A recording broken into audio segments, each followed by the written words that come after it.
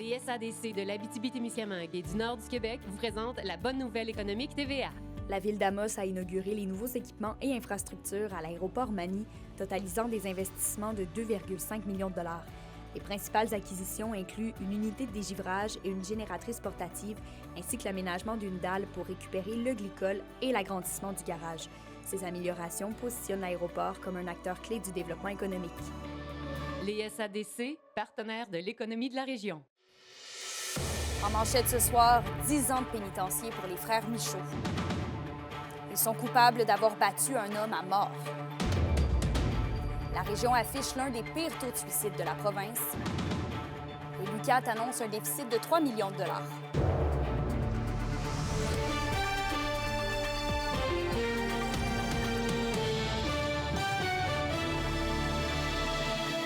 Bon début de soirée. Merci de vous joindre à nous pour le TVA 18h. D'abord, on a appris dans les toutes dernières heures que le maire de Nord-Métal, Ghislain Desbiens, est subitement décédé hier. C'est la directrice générale de la municipalité qui nous confirme cette triste nouvelle.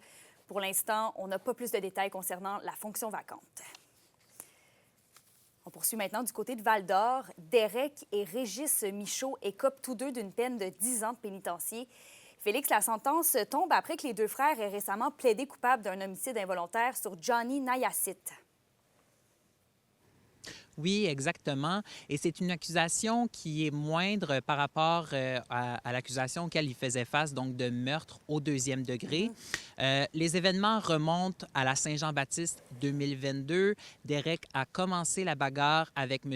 Nayacite pour un geste antérieur jugé inapproprié. Par la suite, son frère l'a rejoint et à la suite de la bagarre, ils ont laissé le corps de M. Nayacite à l'agonie sur le perron d'un voisin. La victime est par la suite décédée, comme l'a révélé l'autopsie. Et les frères étaient détenus depuis 2022, donc ils ont déjà purgé une partie de leur peine. C'est sûr qu'il y a du temps préventif qui va être calculé, donc il va leur rester environ un peu plus de 6 ans à purger là, dans un pénitencier fédéral. Le juge a également ordonné là, un échantillon d'ADN obligatoire dans les deux cas, donc ils vont être fichés dans le fond, dans les données d'ADN. Le juge a également ordonné là, un interdit d'armes dans les deux cas. Interdit d'armes à perpétuité pour Régis Michaud, vu les antécédents, qui va durer de 10 ans pour Derek Michaud, vu que c'est sa première infraction. Et il y aura également un interdit de communiquer avec les familles de la victime et les témoins dans les dossiers. Et Félix, est-ce qu'il y a des facteurs atténuants ou aggravants qui ont été retenus? Oui, donc comme facteur atténuant, on parle d'enjeux de santé mentale et de consommation de drogue et d'alcool au moment des faits. Il y a aussi le fait que Derek Michaud n'avait pas d'antécédents et aussi que les deux frères ont plaidé coupables avant la tenue de procès devant jury. Je laisse Maître Chaput étayer les facteurs aggravants. Comme facteur aggravant, on a noté que dans le cas de Régis Michaud, il y a une feuille de route assez longue en matière là, de crimes, notamment avec violence. Il n'a pas reçu des peines lourdes, par exemple, dans ces cas-là, souvent des probations, des travaux communautaires, mais quand même, il y a quelques infractions en semblable matière. Il y a aussi le facteur aggravant du fait que la disposition de la victime a été faite, je dirais, assez cavalière. Là. Donc, ils ont abandonné le corps sur le perron du voisin. Donc, ça a été retenu par la juge comme un facteur aggravant. Et aussi le caractère violent du crime. Donc, la victime a été battue à coups de poing, à coups de pied, qui est quand même assez violent là, comme mort. On pense qu'on peut en convenir. Donc, c'est un facteur aussi aggravant qui a été retenu. En terminant, Kémilia, seulement mentionner que les deux frères seront suivis durant leurs années en prison pour évaluer les conditions à mettre en place une fois qu'ils en sortiront. Merci, Félix, pour les précisions. Triste constat maintenant, l'Abitibi-Témiscamingue est la 3e région du Québec avec le plus haut taux de suicide par 100 000 habitants. Mais c'est important de savoir qu'il existe des pistes de solutions pour aider les gens dans le besoin. Un reportage d'Alexis Dumont. Bien oui, c'est certain que ça nous attriste toujours, puis on se sent impuissant aussi face à ce taux de suicide-là. Mais je pense que si tout le monde fait sa part, je pense qu'on peut changer le taux de suicide. Le haut taux de suicide dans la région inquiète certaines intervenantes du milieu qui souhaitent rappeler l'importance de demander de l'aide, ce qui représente la base et qui peut changer beaucoup de choses. Prenons le temps, allons vérifier un petit peu plus loin. Puis je pense qu'on peut changer des choses. Et être vigilant, c'est ça. Être vigilant, c'est tout changement de comportement, de consommation. C'est tout ça. L'étude de l'INSPQ mentionne que les régions très éloignées d'un grand centre sont souvent plus à risque de développer un taux de suicide élevé. On sait par exemple que la défavorisation, la pauvreté, mais qu'est-ce qu'on appelle plus en termes scientifiques la défavorisation matérielle et sociale. Donc le fait d'être plus isolé socialement, d'avoir moins un groupe d'amis, puis là aussi le fait d'être matériellement, donc le fait vraiment d'être financièrement moins avantageux, d'avoir pas tant... Donc on sait que on appelle ça des indicateurs de pauvreté sociale et matérielle. On sait que ça, c'est associé au suicide au Québec, on l'a vu. Et comme quoi, chaque petit geste peut avoir un impact significatif. Tu sais, on pense qu'aider une personne suicidaire, c'est gros. Un petit geste va changer le cours de la vie de la personne. Puis ce petit geste-là, c'est ça, la petite épingle, la petite tape sur l'épaule. Merci d'être là, merci d'être dans ma vie. Hey, c'est le fun, grâce à toi, on fait ça. L'estime de soi, ça commence en bas âge. Dès qu'on se sent important, qu'on sent qu'on est apprécié, bien, ça nous donne justement le goût de poursuivre notre route. Rappelons que jusqu'à samedi se déroule la semaine de la prévention du suicide. De nombreuses activités sont d'ailleurs offertes dans le but de sensibiliser au maximum la population. Alexis Dumont, RNC Nouvelles. Et avant de commettre l'irréparable, il faut savoir repérer les signes des stress et, si possible, bien les traiter. Voici les entrevues réalisées par Anthony Dallaire avec 2 spécialistes de la santé et du bien-être mental. Brigitte Laliberté, directrice générale du Centre de prévention du suicide de Rouyn-Noranda. Moi, c'est Marie-Pierre Héroux, je suis travailleuse sociale. Constatez-vous une augmentation clinique des demandes d'aide en lien avec le stress, l'anxiété depuis les dernières semaines et derniers mois? Depuis que les mesures sanitaires ont arrêté, on voit une augmentation des demandes d'aide générales, autant pour les personnes endeuillées, les personnes suicidaires ou leur entourage. Et c'est sûr que ces gens-là vivent beaucoup de stress et d'anxiété, effectivement. Je dirais que la pente est constante. Donc, ça représente environ, là, je dirais, 80-90% de ma clientèle actuellement. Dans le contexte actuel, est-ce que c'est normal d'être stressé? Le stress est normal. Le stress, c'est une réaction physique à des événements X. L'anxiété, c'est souvent quand on se projette puis qu'on ne sait pas où on s'en va. Présentement, avec toute la conjoncture sociale et économique, les gens ne savent pas, donc il y a plus d'anxiété. Je pense que la vie, elle va vraiment vite, puis on est bombardé d'informations, puis les informations viennent un peu se percuter dans notre cerveau, puis ça peut générer une exacerbation de l'anxiété. Notamment quand on regarde la plateforme Facebook, puis qu'on regarde une information comme, justement, présentement, là, Trump, on est comme... en danger économique, si on veut. Puis l'information, on va regarder notre fil d'actualité, puis elle va revenir, puis elle va revenir. Il y a des gens qui en parlent. Donc, ça vient s'imprégner dans notre cerveau, un peu comme si on pèse sur un bouton panique. Puis à force de peser sur le bouton panique, bien, il peut rester enclenché. On remarque une augmentation dans nos services d'enfants qui vivent de l'anxiété. Il ne faut pas oublier, comme parents, quand nous, on est anxieux, on est stressé, veut pas, on le transmet à nos enfants. Nos enfants sont des éponges. Fait qu'eux aussi, il faut leur apprendre à bien gérer ça. Et on a, entre autres, un programme qui s'appelle « Vide ton sac » qu'on offre aux écoles primaires. Cette année, c'est les élèves de 5e année qui vont apprendre un peu c'est quoi les saines habitudes de vie pour prendre soin de leur santé mentale. Comment on peut, de manière rationnelle, prévenir notre anxiété, notre stress, sans oublier ce qui nous entoure? La base pour prévenir puis pour traiter, c'est d'avoir un équilibre. Puis ça va aussi dans toutes les sphères de vie là, qu'elles doivent être bien équilibrées. Avoir des saines habitudes de vie, autant sportives, alimentaires, etc., ça aide, mais aussi pour notre santé mentale. Il y a des gens que c'est de simplement prendre une marche, aller prendre un bain, avoir nos loisirs, y mettre du temps, y consacrer du temps, voir des gens. Donc, c'est primordial là, d'investir dans ces choses-là. Parfois, ça suffit à bien gérer le stress et l'anxiété. Puis il y en a d'autres qu'il va en rester là, une anxiété résiduelle. Donc là, on va aller voir à travailler les pensées, mais la personne doit être disposée. Elle doit avoir l'énergie suffisante, puis son attention, sa concentration.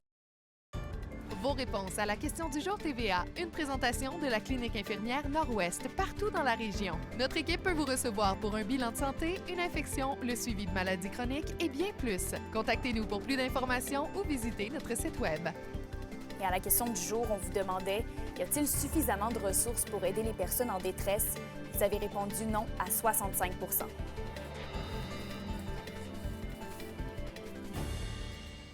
L'Université du Québec en Abitibi-Témiscamingue doit composer avec un déficit de 3 millions de dollars dans son budget d'opération, un montant en lien avec les récentes hausses salariales accordées par le gouvernement Legault aux employés de la fonction publique.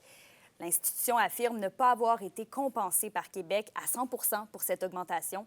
Plusieurs avenues sont donc étudiées pour pallier au déficit, dont la révision de certaines orientations ou du nombre d'employés. Légalement, on n'a pas le droit de faire des déficits. Alors, on a à produire un plan pour résorber ce déficit-là. Donc, on a un maximum de 5 ans pour pouvoir résorber ce déficit de 3 millions. Donc, c'est un peu ce qu'on a annoncé à la communauté. Donc, il y a certains choix là, dans le budget de cette année, probablement celui de l'année prochaine, où on va, en bon français, se serrer la ceinture. Il y a différentes orientations qu'on va peut-être mettre sur pause. Bref, il y a des choix stratégiques qu'on va devoir faire. Tous les contrats qui viendront à échéance seront revus et analysés de la part de l'université. Si on doit renouveler le poste, si on peut faire des aménagements ou si ce poste-là, en fonction des nouvelles priorités de l'université, si on a encore besoin. Donc, il y aura cette réflexion-là à l'interne. Comme je vous dis, on souhaite préserver les étudiants, les services aux étudiants, les programmes de formation. Mais des coupures dans des frais de déplacement, dans certaines orientations aussi, là, où on va probablement échelonner des investissements sur plusieurs années. Là. Et du côté d'Amos, une entente de principe a été conclue avec les salariés col bleu, col blanc et professionnels du syndicat canadien de la fonction publique. En 12 jours de négociations, la nouvelle convention a été adoptée à 92 % par les employés.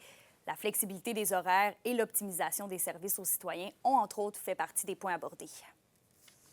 Une nouvelle station d'échantillonnage de la qualité de l'air à Rouyn-Noranda s'ajoute à celle déjà en place. Elle est située au nord de la Fonderie Horn, à proximité de la rue des Lilas. 2 autres stations changent d'ailleurs de nom, soit celle du centre-ville et du secteur de la Montée du Sourire. Les données sont disponibles sur le site web du ministère de l'Environnement et mises à jour tous les 48 heures. L'indice boursier minier au TVA Nouvelle 18h est une présentation de GFM Groupe Financier. Dirigeants d'entreprises et particuliers, fiez-vous aux experts de GFM pour vos placements, assurances de personnes et assurances collectives. Car pour vous, ils vont au-delà de la finance. Bonsoir, nous sommes les actrices de 2 femmes en or. Après la pause, on vous parle de la pièce dans la chronique culturelle.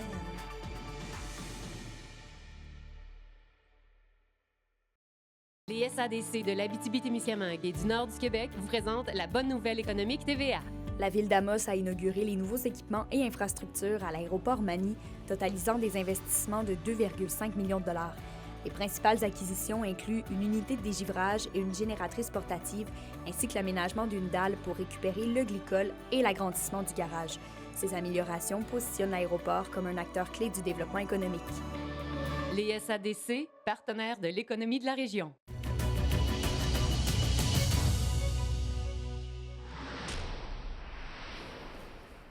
Ce soir, Roxane, la pièce de théâtre 2 femmes en or est présentée au Théâtre du Cuivre de Rouyn-Noranda. Et oui, la pièce qui est une adaptation de Karine Léger d'un film culte de Claude Fournier sorti en 1970. La pièce de théâtre qui raconte l'histoire de 2 femmes qui sont cloisonnées chez elles et qui cherchent à s'émanciper sexuellement et à combattre l'ennui du quotidien. Avec humour et profondeur, la pièce explore plusieurs thèmes intemporels. Pour en savoir plus, je me suis entretenue aujourd'hui avec les 2 actrices principales, Sophie Desmarais et Rosanne Derry. On dit souvent que Catherine a partie de l'anecdote du film original pour vraiment faire une autre histoire. Fait que c'est vraiment comme des autres personnages. L'anecdote étant que des femmes décident de se libérer dans leur sexualité avec divers hommes. Puis à partir de ça, elle a ajouté vraiment des thématiques très, très, très contemporaines. Là, On est vraiment autour des sujets du couple, autour des questions autour de la monogamie, de l'amitié aussi. Oui. C'est ça. Ça reste une comédie qui est très dans la répartie, qui est très rythmée, très énergique. c'est pétillant, comment dire. Oui, puis ça parle du désir féminin de façon très positive. Ces filles-là décident comme de se réapproprier leur corps, puis leur désir, puis leur sensualité, puis tout ça. Puis c'est pas traité comme de manière négative ou comme un poids qu'elles ont. C'est au contraire une libération. Fait que c'est un spectacle qui fait quand même du bien. Les deux comédiennes expliquent comment les problèmes de couple de chacune de leurs personnages les a permis de se rencontrer et à vouloir expérimenter une meilleure vie. Vraiment, au travers des différentes scènes avec les maris, où est-ce que, clairement, il y a un problème de communication dans les deux couples respectifs. Parce que, on s'entend, c'est deux familles voisines. Et mon personnage vit beaucoup de solitude, le personnage de Florence aussi. Et puis, elles vont se rencontrer au travers de ça, et elles vont se souder, et c'est en se soudant qu'elles vont redécouvrir toutes sortes de... Catherine Dorion, Beauvoir. Simone de Beauvoir, exact. Le désir de... non seulement plaire, mais se trouver belle, se trouver bien. C'est pas juste dans le regard des hommes non plus. Il y a quelque chose de très c'est comme... même pas du tout dans le regard Oui, des hommes. exact. D'entre elles, puis d'une espèce de feu qui va émerger à l'intérieur d'elles, je dirais. Là. Fait que c'est vraiment le fun, ouais. Et Roxane, la pièce va se promener dans la région cette semaine. Et oui, ce soir, dès 19h30, au Théâtre du Cuivre de Rouyn-Noranda. Demain, Théâtre Télébec de Val-d'Or et jeudi, au Théâtre des Esquerres d'Amos. Et voici comment les deux actrices veulent vous voir en sortant des théâtres. Pour moi, c'est une bouffée de joie, une bouffée de liberté, puis de folie, de transgression. Nos personnages sont délinquantes un peu. Fait que, ça fait plaisir, ça vient comme, je sais pas. On parlait de taquinerie, c'est comme si ça donne le goût de faire des mauvais coups. Un petit peu. Puis j'espère que les femmes vont sortir en se disant, crème, moi aussi, j'ai le droit de me reconnecter avec mon désir. C'est important. Le surprenant Rémi Gélina est l'attaquant du mois dans la Ligue de hockey junior maritime Québec. On parle du succès du joueur des Huskies après la pause.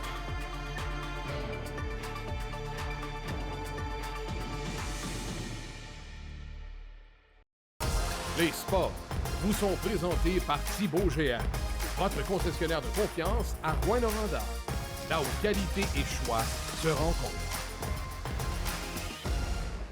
Le Fonds de l'athlète Abitibi-Témiscamingue a profité de la finale régionale centralisée des Jeux du Québec au Témiscamingue pour remettre 23 000 $ en bourse. 32 athlètes de la région, considérés comme des espoirs provinciaux, ont donc reçu des montants variant entre 500 et 2 000 $. C'est l'une des plus grosses remises de bourse de l'histoire du FAAT. Le Fonds de l'athlète régional conclut son année financière avec un total de 35 500 $ remis à 48 athlètes. Et le hockeyeur des Huskies, Rémi Gélina, est l'attaquant du mois de janvier de la Ligue de hockey junior maritime Québec. En 12 parties jouées, il a cumulé 14 buts et 6 mentions d'assistance. L'acquisition du joueur de 19 ans, originaire de Saint-Eustache, ne fait que renforcer son équipe. Il a d'ailleurs inscrit un point dans chacun des matchs de janvier, au cœur d'une séquence quand même de 14 parties consécutives avec au moins un point. Gélina s'est engagé auprès de l'Université Clarkson pour le début de l'année académique et de hockey de 2026-2027. Pour une nouvelle importante à nous communiquer, contactez-nous, nouvelles au pluriel, @rncmedia.ca, par téléphone au 1-866-463-4636 et notre site web tvaabitibi.ca. La météo, une présentation de Nicole Auto de la Sarre, la capitale du pick-up. Vous y trouverez toujours le meilleur choix, toujours le meilleur prix. À la météo, Roxane, l'hiver nous surprend pas. En tout cas, ce sera froid toute la semaine. Ah non, ce sera pas chaud qu'Emilia, ça c'est certain. Ça commence dès ce soir.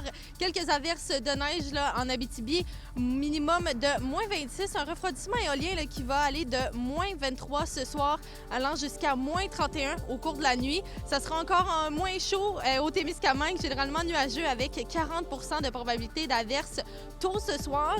Un minimum de moins 24 avec un refroidissement éolien de moins 22 ce soir qui va redescendre jusqu'à moins 32 au cours de la nuit. Demain, bien, ça sera ensoleillé partout en région et en Abitibi, mais ce sera un maximum de moins 11, refroidissement éolien à moins 34 le matin et moins 18 en après-midi. Au Témiscamingue, ce sera un maximum de moins 10, refroidissement éolien à moins 32 et moins 17 là, pour l'après-midi. Et si on regarde pour jeudi, ce sera de la neige partout en région, maximum de moins 7 en Abitibi et moins 6 au Témiscamingue.